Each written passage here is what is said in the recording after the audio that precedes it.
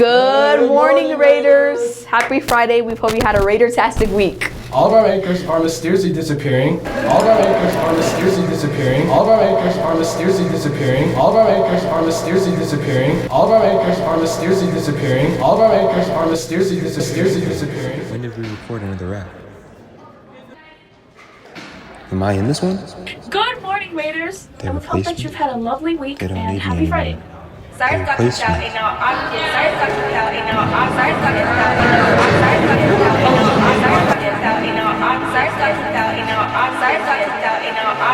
And I'm getting thirsty. Sorry, talking about, you know, I'm getting thirsty.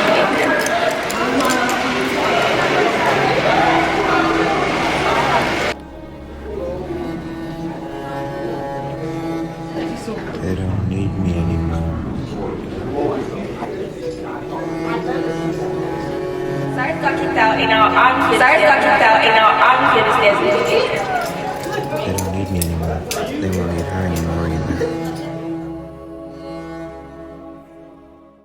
But have no fear, because we're back with another episode of the Weekly Wrap. I'm not Cyrus Sweetrine, but Javen Myers. And I'm not Tatiana Holguin, but I'm Malia Mama. And welcome to another Weekly Wrap.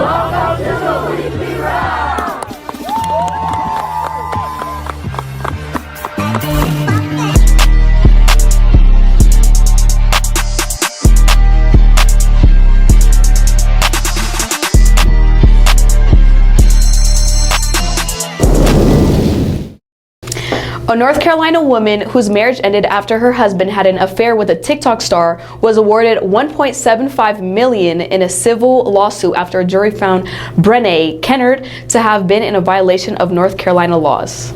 The longest government shutdown in U.S. history came to an end Wednesday after the House approved the Senate-passed funding package and President Trump signed the bill into law. The impasse forced thousands of federal workers to go without paychecks, threatened access to food benefits to millions, and caused air travel disruptions across the country. The government began to reopen yesterday morning. An Aurora man accused of committing 6 armed robberies, including 5 at the same 7-Eleven on Hampton and Tower, had his charges dismissed and was released after he was found incompetent to stand trial. This is the second high-profile incident in Aurora with the same result after another man who attempted to kidnap a child from a Cherry Creek Elementary School playground was found incompetent and released.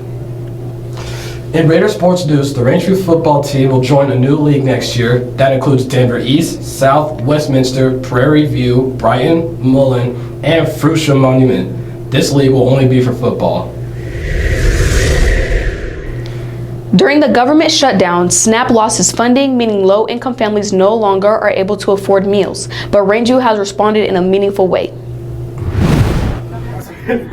Miss Cassie. And today we're going to be asking our questions about what Rangeview is doing to help out with the SNAP benefits. So what did you guys do last week? So last week we put together bagged meals. It consisted of mostly meals that students can heat up in the microwave or just dry stuff like cereal or the apple crisp or applesauce. And then we are having it over at the South Doors. Time frame is 4 to 5. We'll try to be set up a little bit earlier than 4, maybe right after the buses leave. And it's 1 bag per student.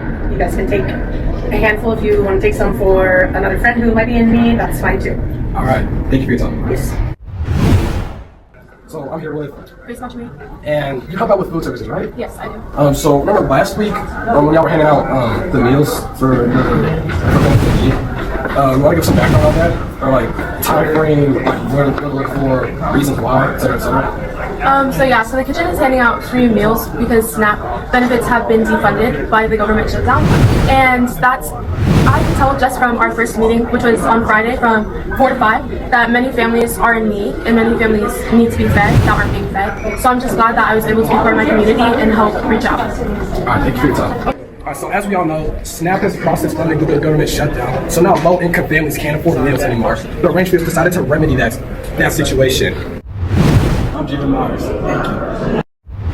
There's been conflict in Sudan for over a year now that may or may not have gone unnoticed by the U.S. Let's see what Rangeview staff and students know about this conflict.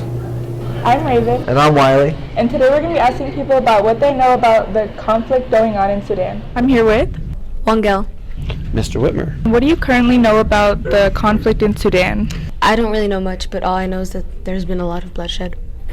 So there's a protracted civil war that's been going on for over a year at this point. Sudan has had a whole variety of challenges over the last decade or so. There was a long-running dictatorship that was overthrown, and it looked like there was a chance for like representative democracy, and then that kind of was quashed by the military as a major player, and that's kind of broken down into like a really ugly civil war.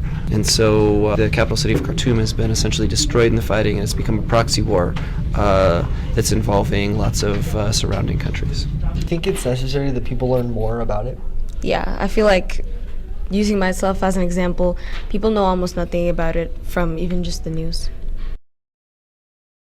Okay, you've heard from students and teachers. But what about the facts? We're here to educate you, so Wiley, tell us the first fact.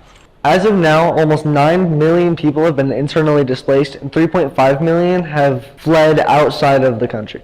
Nearly 25 million people are suffering from starvation, and nearly 4 million children are suffering from acute malnutrition. Please remember, this is considered a genocide and is not supposed to be joked about. Thank you for watching. And please remember to stay educated. I'm already knowing you guys enjoyed this rap way more than when Tati and Cyrus. I've been your superior anchor, Jada Mars. And I'm Malia Mama.